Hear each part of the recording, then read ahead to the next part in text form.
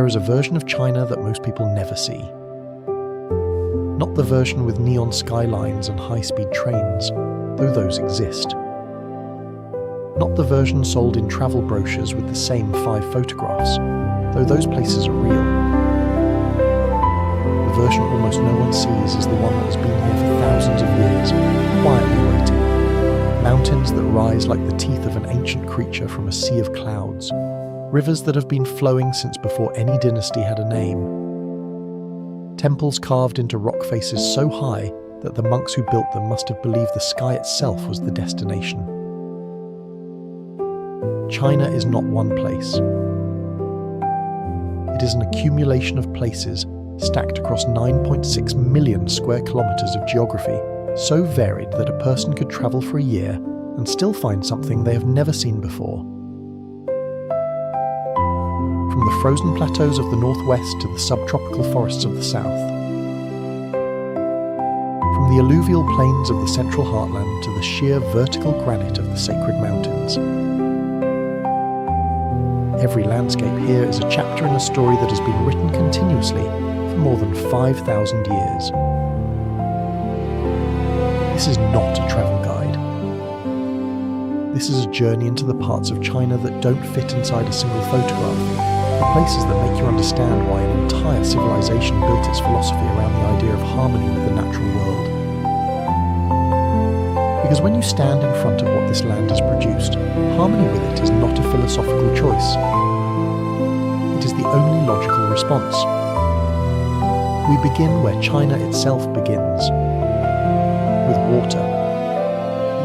2 rivers shaped everything, the Yellow River, Huanghe, and the Yangtze, Zhangjiajie. Together they account for 2 of the longest rivers on Earth, and between them they define the ecological and agricultural heartland of a country that today feeds 1.4 billion people. The Yellow River stretches nearly 5,500 kilometers from the Tibetan Plateau east to the Bohai Sea. For most of its length, it runs through terrain so dry and so unstable that the river carries more sediment than any other waterway on the planet, more than 3 times the sediment load of the Colorado River, which carved the Grand Canyon. That silt, deposited across thousands of years onto the plains of northern China, created the fertile soil where the first Chinese agricultural settlements emerged around 7,000 years ago. The Yangtze runs parallel to the south, 6,300 kilometers, the 3rd longest river on Earth, and drains a basin covering nearly 2 million square kilometers of central and southern China. Where the Yellow River built the dry northern heartland, the Yangtze built something wetter, warmer, more biologically dense. The 3 gorges, Kutang, Wu and Guilin, are a 190-kilometer section of the river, where it passes through cliffs rising 1,200 meters above the water, so narrow in places that the gorge blocks out the sky entirely. These were the waterways along which ancient China moved goods, armies, scholars, and ideas for millennia. They are still moving today. Before you see the Great Wall, you feel it in the landscape. The road out of Beijing narrows. The flatlands end and the mountains begin. The Yan Mountains, the Taihang Range, the ridges that form the natural northern boundary of the Chinese heartland. It is only when you climb high enough that you understand why the wall was built here, and not somewhere else. This is precisely where the geography changes from farmable plain to the open steppe that once fed the horseback nomads of the north. The wall follows the ridgeline not because it was convenient, but because the ridgeline was the edge of the world that needed defending. Construction of what we now call the Great Wall began during the Warring States period around the 7th century BC, separate walls built by separate kingdoms. The Emperor Qin Shi Huang, who unified China in 221 BC, ordered those separate walls connected and extended into a single defensive system. That work used an estimated 400,000 workers, soldiers, and prisoners. Historians believe as many as 1 in 5 of them died during construction. Their bodies, according to accounts of the period, are sometimes buried within the wall itself. The wall you can walk today, the stone-faced tower-studded sections visible in photographs, is largely the work of the Ming dynasty, built between 1368 and 1644 AD. The total length of all wall sections across all dynasties, measured cumulatively, is estimated at over 21,000 kilometers. What the numbers do not tell you is the silence. The most dramatic sections, Jinshanling, Simitai, the unrestored Gubeiku section, are places where the wall falls into ruin on both sides of you, and the mountain continues in every direction without any sign of the modern world. Standing there, the wall does not feel like a monument. It feels like a geological feature, as if the mountain grew these stone towers the way it grows everything else, slowly, over centuries, under enormous pressure, for reasons that had nothing to do with the comfort of the people who built it. There is a specific moment in Zhangjiajie National Forest Park, usually in early morning before the tourist buses arrive, when the cloud layer sits exactly at the midpoint of the sandstone columns, and the tops of the pillars disappear into white while the bases vanish into shadow. At that moment, the columns appear to float. They have no top, they have no bottom, they simply exist, suspended somewhere between the mountain and the sky. This is not a coincidence of light. It happens because the geology of Zhangjiajie is genuinely unlike almost anything else on Earth. The pillars are formed from quartz sandstone deposited during the Devonian period, 360 to 380 million years ago, in what was then a shallow sea. As the Eurasian plate tectonics compressed and lifted this region, the sandstone was pushed upward and the weaker surrounding material eroded away, leaving behind columns of harder rock standing isolated from each other, some of them over 200 meters tall, rising from a valley floor carpeted in subtropical forest. There are over 3,000 of these columns within the park. The tallest, the Southern Sky Column, stands 1,080 meters above the valley. The film Avatar, released in 2009 and at the time the highest-grossing film in history, used Zhangjiajie as the visual reference for its floating Hallelujah Mountains. After the film's release, the park renamed the Southern Sky Column the Avatar Hallelujah Mountain. The tourism that followed was so enormous that park authorities had to implement crowd control measures never previously considered necessary in this region. What matters more than the film connection, however, is what Zhangjiajie represents geologically, a record of a shallow sea that covered this part of China before the Himalayas existed, before the Yangtze cut its gorges, before any of the current landscape had taken its final form. The columns are not just beautiful. They are the oldest visible thing in Hunan province, fragments of an ocean floor standing upright in the sunlight, 360 million years after the water left. Mount Huashan, is not approached the way most sacred mountains are approached. Most sacred mountains have paths. Winding paths, steep paths, ancient paths worn smooth by the feet of pilgrims. Mount Hua has those too. But it also has something else, the Changkong Plank Walk, a pathway built into the vertical face of the mountain's south peak, at an altitude of 2,160 meters, consisting of wooden planks bolted to iron stakes hammered into solid granite 30 centimeters wide with a 300-meter drop below. Huashan is one of China's 5 great sacred mountains, a site of Taoist pilgrimage for over 2,000 years. The mountain's 5 peaks are connected by a network of stone-cut trails, chain-assisted vertical sections, and narrow ridges that ancient monks navigated in robes and rope sandals. The idea of difficulty as part of the spiritual journey is built into every meter of the route. The harder the path, the older the belief in its value. The plank walk was first constructed over 700 years ago by a Taoist priest named Heijizhen, a stonecutter by trade, who hammered iron pegs into the cliff face and laid wooden planks across them to reach his meditation cave, which he considered the only point on the mountain sufficiently removed from distraction. He did not build the path for visitors, he built it to be alone. There was a small tea house at the end of it for centuries, accessible only via the planks, and the tea brewed there was made from water collected directly from the mountain's snowmelt in spring rain, water that had never touched a road or a pipe. People came from great distances not just for the terror of the crossing, but for that specific cup of tea. The tea house is still there, and the crossing is still exactly what Heijizhen built it to be, 30 centimeters between you and the end of everything, with a chain bolted at chest height as the only thing to hold. The Forbidden City sits at the exact geographic center of Beijing, and that positioning was not accidental. When Emperor Judi of the Ming dynasty ordered its construction in 1406, the architects aligned the entire complex on the north-south axis that runs through the heart of the city to this day. That axis points north toward Polaris, the North Star, which in ancient Chinese cosmology was the home of the Jade Emperor, ruler of the heavens.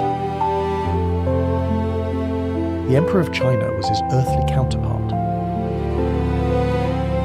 The palace was not merely a residence. It was a physical argument, made in stone and timber, that the man living at its centre had been placed there by heaven itself.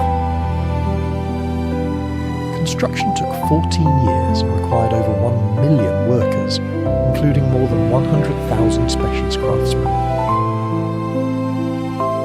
The timber came from the ancient rainforests of southwestern China, where entire trees of precious Phoebe Genin wood were felled and transported thousands of kilometers to Beijing. The marble for the grand terraces and staircases came from quarries near the city. The floor tiles of the main halls, fired in the kilns of Suzhou for so long and at such temperatures that they rang like metal when struck, were called golden bricks, not because they contained gold, but because the cost of making them rivaled it. The total area enclosed by the outer walls is 720,000 square meters, roughly the size of 100 football pitches. The complex contains 980 surviving buildings. The number of rooms has been the subject of legend for centuries. Tradition states 9,999, one short of the 10,000 rooms believed to belong to the Heavenly Palace, but modern surveys put the actual count at 8,886. There is a moment coming down from the mountains toward the city of Dali, when the Kang mountain range that lines the western horizon gives way and the lake appears. Erhai, the ear-shaped sea, named for its outline visible from the peaks above, stretches 40 kilometers from north to south through a valley that has been continuously inhabited for over 3,000 years. The lake sits at 1,972 meters above sea level, which means the air above it is clear in a way that lower elevation lakes rarely are, and in the early morning the surface reflects the mountains behind it, with a precision that makes the reflection more vivid than the mountains themselves.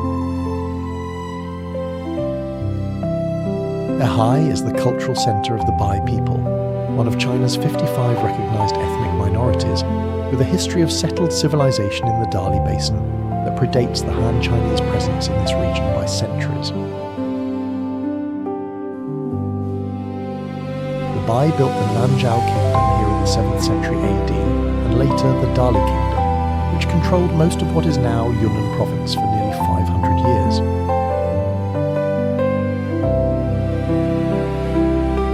Their architecture is immediately distinctive.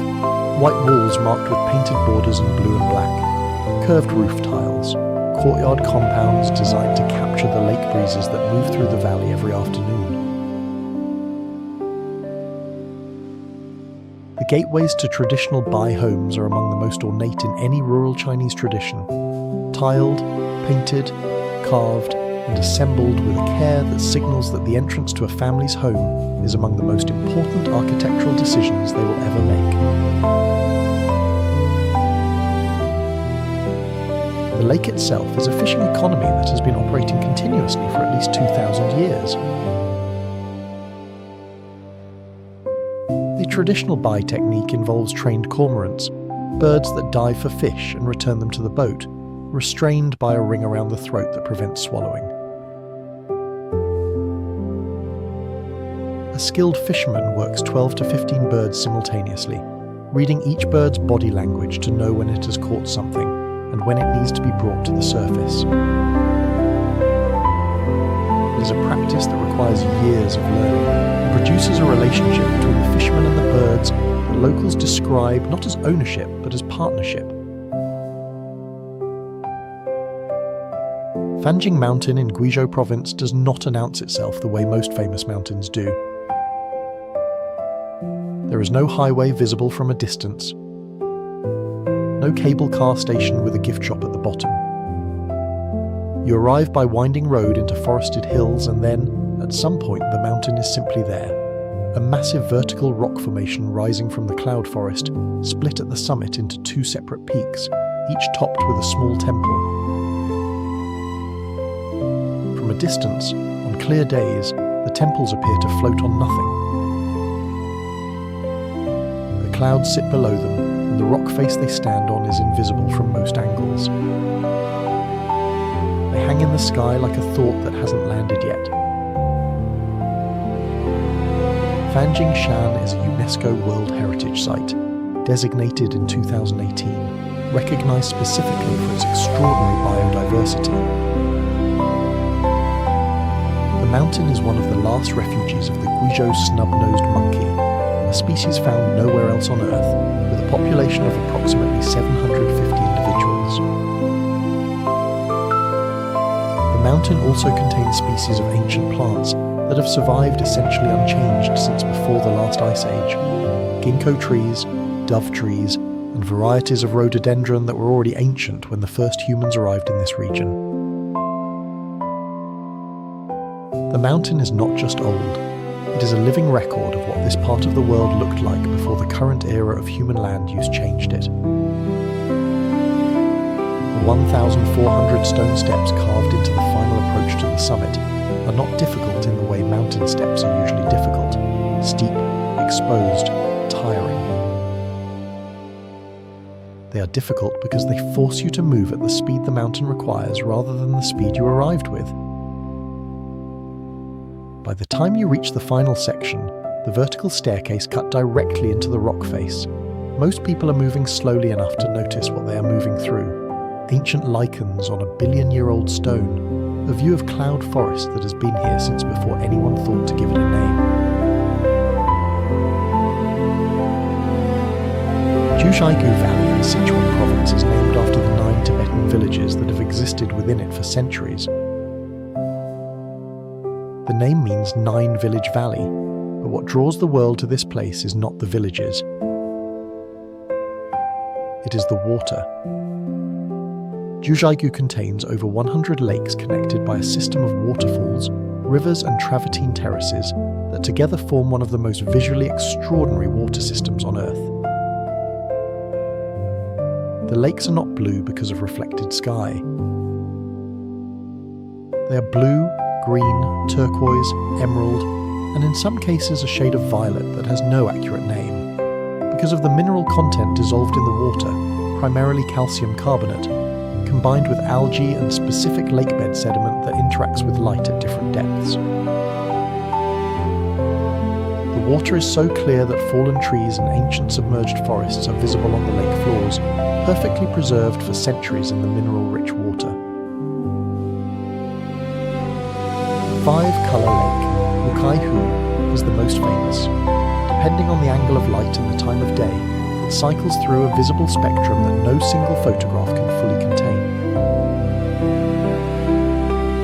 The valley sits at the edge of the Tibetan Plateau at altitudes between 2,000 and 4,500 metres above sea level, and the ecological transition happening here is visible in real time. at the lower elevations, subtropical forest. At the upper edges, alpine meadow and snow-capped peaks. Between them, waterfalls dropping through 7 distinct forest layers, each one a different ecosystem, each one feeding water that has been filtered through rock and sediment for years before reaching the lakes below.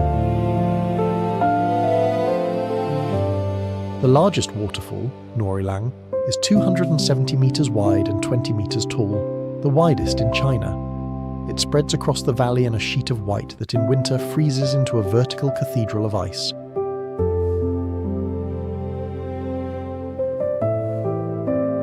In March 1974, 3 farmers digging a well near the city of Xi'an in Shanxi province struck something hard.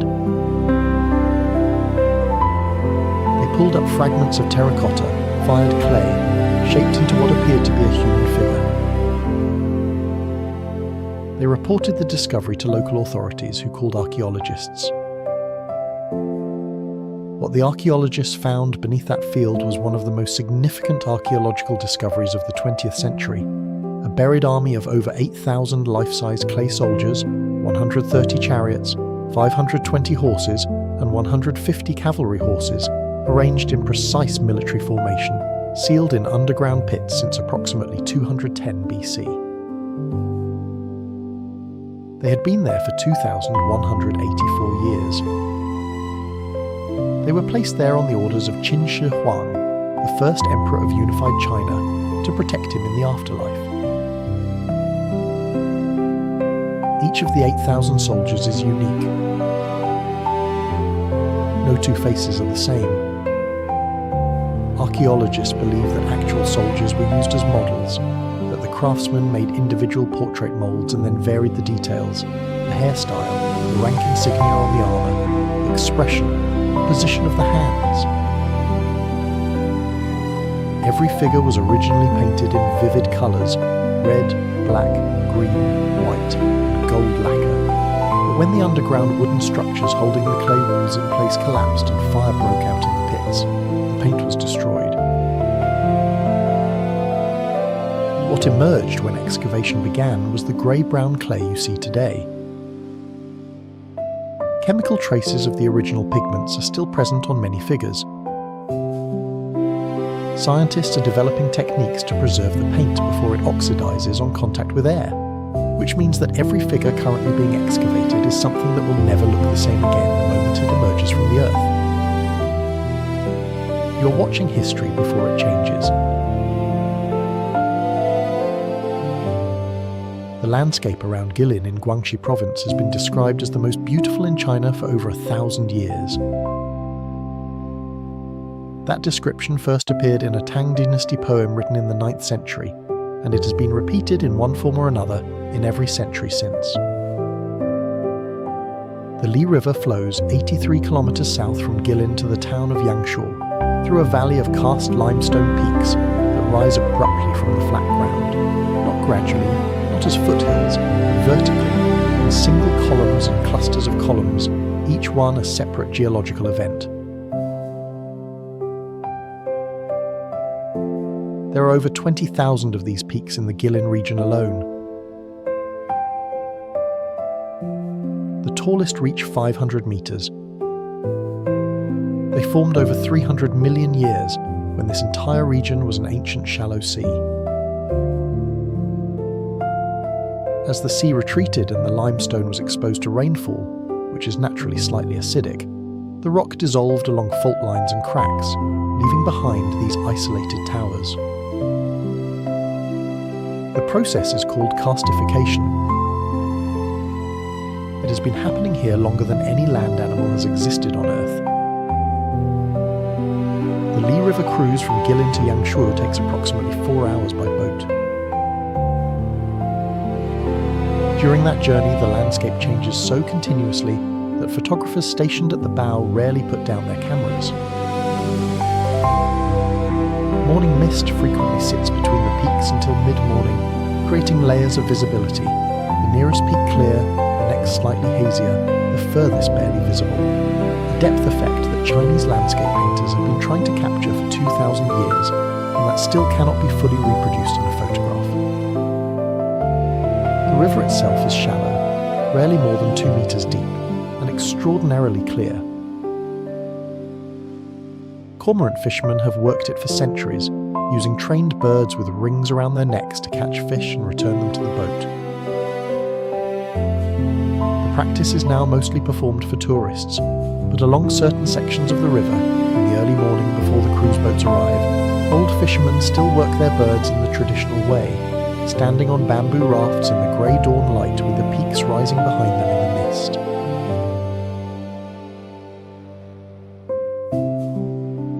The last place on this journey does not look like Earth. The Zhangye Danxia Geological Park in Gansu Province, known as the Rainbow Mountains, is a landscape of layered sandstone formations displaying colours that appear to have been applied by a painter working at geological scale: deep crimson, burnt orange, pale gold, grey-green, white, and a shade of violet that exists only in the vocabulary of mineralogy. The layers are horizontal, stacked one above the other, over 200 million years of sedimentation, then compressed, tilted, and cut by erosion into ridges and gullies that catch light at different angles throughout the day. National Geographic listed it among the 10 most beautiful geographical wonders on Earth. UNESCO designated it a World Heritage Site in 2009. The colours are not filters. They are not the product of lighting conditions or camera enhancement.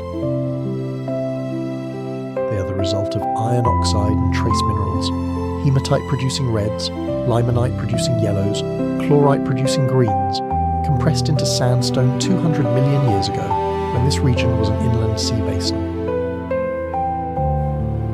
The Tibetan plateau uplifted and the sea evaporated. The rock that remained was left exposed to wind and rain. Over tens of millions of years, erosion carved the layers into the ridges and peaks visible today. Each colour band is a different era, a different chapter of geological time made visible at the surface. China is not one journey. Every landscape in this film has been here longer than any civilization that tried to name it. Every place will remain long after the names fade. The Rainbow Mountains do not need to be described. They simply need to be seen in the hour before sunset, when the red rock catches the last horizontal light and the ridges appear to glow from within, as if the mountain itself is the source of the fire and not just its reflection. Every road tells a story, but some roads tell a story you never want to live through yourself. These are not roads that are difficult because of bad weather. These are not roads where the danger is theoretical. These are roads where the drop is real, the surface is wrong, the train is actually coming, and the plank under your feet is 30 centimetres wide above a vertical cliff. 10 places, 10 roads that push the definition of what a road even is. Some of them you drive, some of them you walk. One of them, a train drives through while you stand between the stalls and try not to die. This is the most dangerous roads in the world. Number 10. Zhangye La Pass, India. This mountain pass sits at 3,528 meters above sea level in the western Himalayas and provides the only road connection between the Kashmir Valley and the Ladakh region. It is 9 kilometers long. It is unpaved. It is closed by snow for roughly 6 months every year, usually from November to May. When it reopens each spring, military convoys, supply trucks, tourist vehicles and local buses all share a track barely wide enough for 2 vehicles to pass. Snowdrifts up to 15 meters high line both sides of the road in early spring. In 2009, heavy snowfall stranded 350 people on the pass and required police rescue. The 14-kilometer tunnel to bypass Zhangye has been under construction since 2018. Until it opens, this 9-kilometer dirt track remains the only road link between 2 of India's most strategically critical regions. Number 9. The Guilin Tunnel Road, China. Before 1977, the village of Guoliang in Henan province was almost completely cut off from the outside world. The only access was a treacherous stone staircase carved into the cliff face, used for centuries, impossible for vehicles. In 1972, the village elders made a decision. 13 villagers, farmers and stonecutters, would carve a road directly through the mountain by hand. With hammers and chisels, no machinery, no government funding, no engineers, they sold their goats, their livestock and their tools to buy steel equipment. Then they began cutting. Number 8. The Kandinsky Bridge, Siberia, Russia.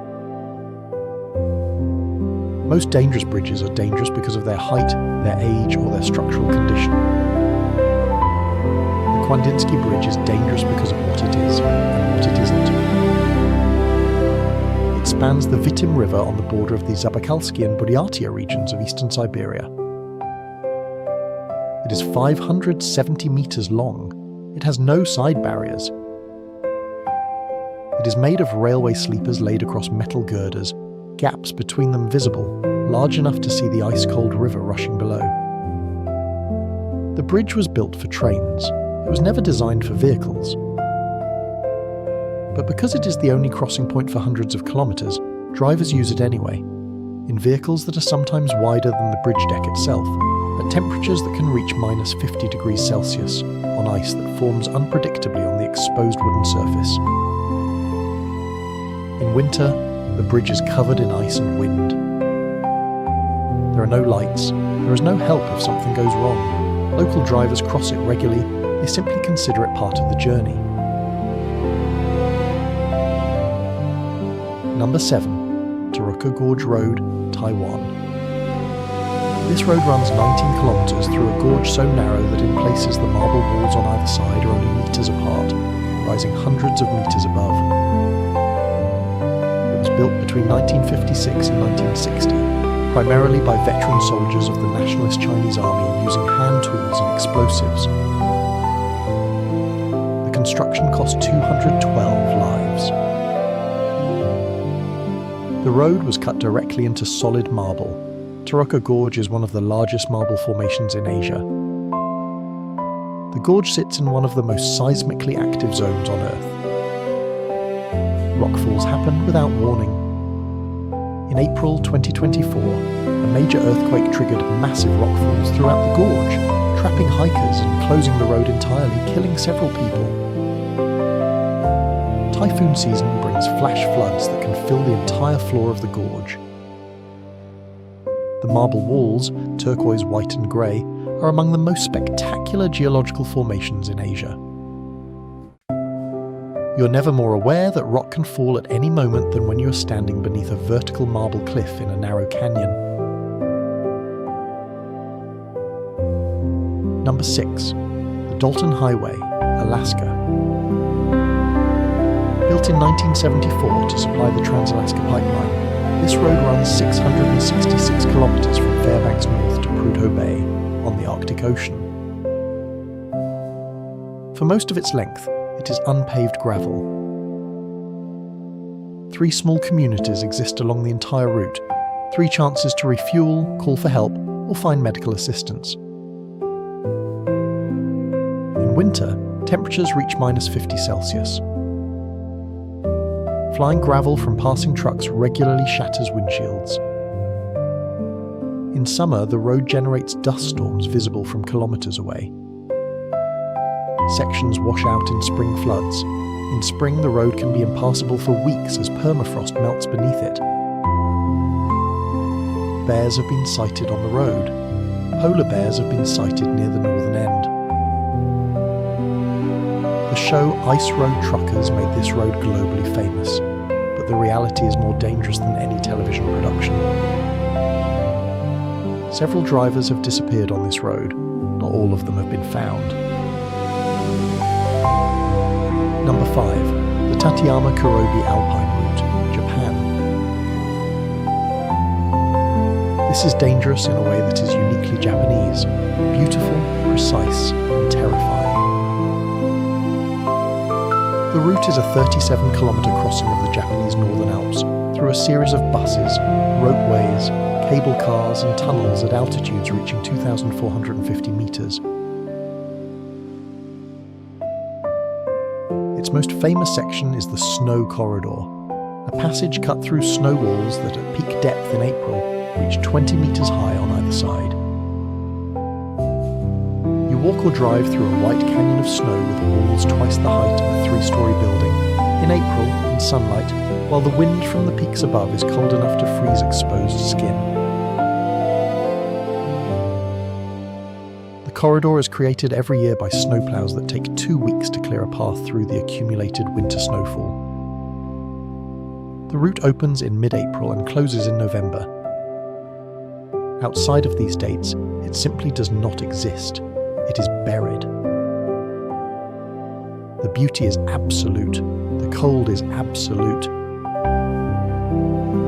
And the scale of the snow makes you understand why the Japanese call these mountains the North Alps.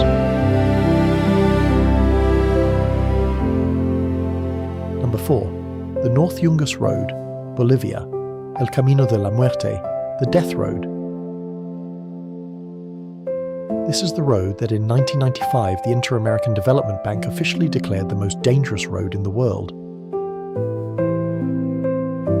Not one of the most dangerous, officially, in the world. The road runs 64 kilometers from La Paz, one of the highest capital cities on Earth at 3,600 meters, down into the Yungas Valley and the Amazon lowlands, dropping 3,450 vertical meters in that single journey. It was built in the 1930s by Paraguayan prisoners of war captured during the Chaco War.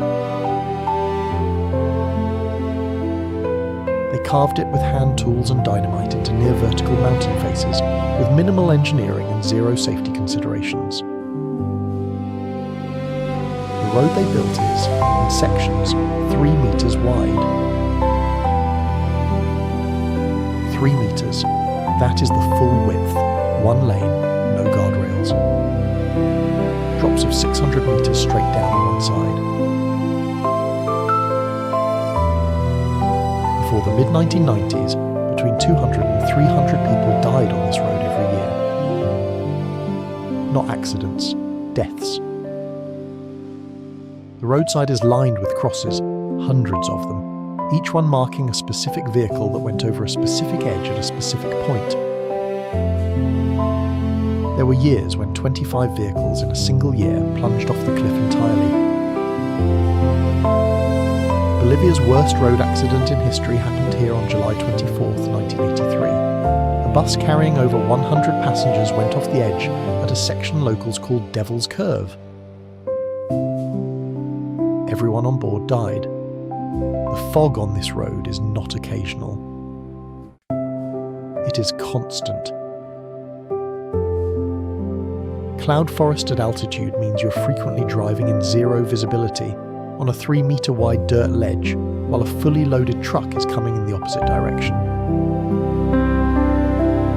Number 3. Meklong Railway Market, Thailand. This is the only entry on this list where the danger comes not from the road itself, but from the fact that the road has a train on it. The Meklong Railway runs through the Samut Songkhram province, about 80 kilometers from Bangkok. When it was built in the early 1900s, a market had already been established along the track. The market was not moved. The railway was not rerouted. Instead, for over a century, vendors have simply built their stalls directly over the rails, hanging their awnings over the tracks, placing their produce on tables that sit centimetres from passing trains. The train still runs. It runs 6 times a day through the market. Each time it approaches, vendors pull back their awnings, fold in their displays, and step aside while the train passes through, its wheels centimetres from their goods, its body brushing past the stalls at speed. Then, the moment it passes, everything opens again as if nothing happened. This has been happening since 1905. It will happen again tomorrow. The market is officially nicknamed by locals as the Xi'an Market, which translates as life-risking market. Number 2, the Atlantic Ocean Road, Atlanterhavsveien, Norway. This road is dangerous in a way that is completely unlike anything else on this list. It does not climb a mountain. It does not run through a jungle. It crosses the open Atlantic Ocean, 8.3 kilometers of road built across a series of islands and rocky outcrops in the Norwegian Sea, connected by 8 low bridges that arc and curve above the water. The road runs through Hustadvika Bay, a stretch of coastline historically so notorious for shipwrecks that Norwegian sailors called it one of the most treacherous passages on the Norwegian coast. Construction began on August 1st, 1983. It took 6 years. During those 6 years, the construction site was hit by 12 hurricanes. Workers battled relentless storms, waves that destroyed equipment, and an unstable seabed requiring hazardous underwater foundation work. The road finally opened on July 7th, 1989. The most famous structure on the road is the Storsesundet Bridge, the highest of the 8 bridges at 23 meters above the ocean. Number 1, the Huashan Cliff Plank Walk, China. Mount Hua is one of China's 5 great sacred mountains, located in Shanxi province about 120 kilometers east of Xi'an. It has been a site of Taoist pilgrimage for over 1,000 years. Monks and pilgrims carve staircases and trails directly into the granite, vertical in many sections with chains bolted to the rock face as handholds. At one point on the south peak, at an altitude of 2,160 meters, there is a path that is not a path. It is the Changkong Plank Walk, 130 meters of wooden planks bolted to iron stakes hammered into a vertical cliff face. The path is 30 centimeters wide. Below it, for 300 meters, there is nothing, no net, no second chance. Hikers face the cliff with their stomachs pressed against the rock, shuffle sideways along the planks, and hold onto a single chain bolted at chest height. To reach the end, you must then return the same way, facing the same cliff, the same drop, the same 30 centimeter plank moving in the opposite direction. The path was first built by a Taoist priest named Jiuzhaigou over 700 years ago so that he could reach his meditation cave in solitude. Nobody asked him to build it. Nobody told him he had to. He simply wanted to go somewhere that nobody else would follow him to.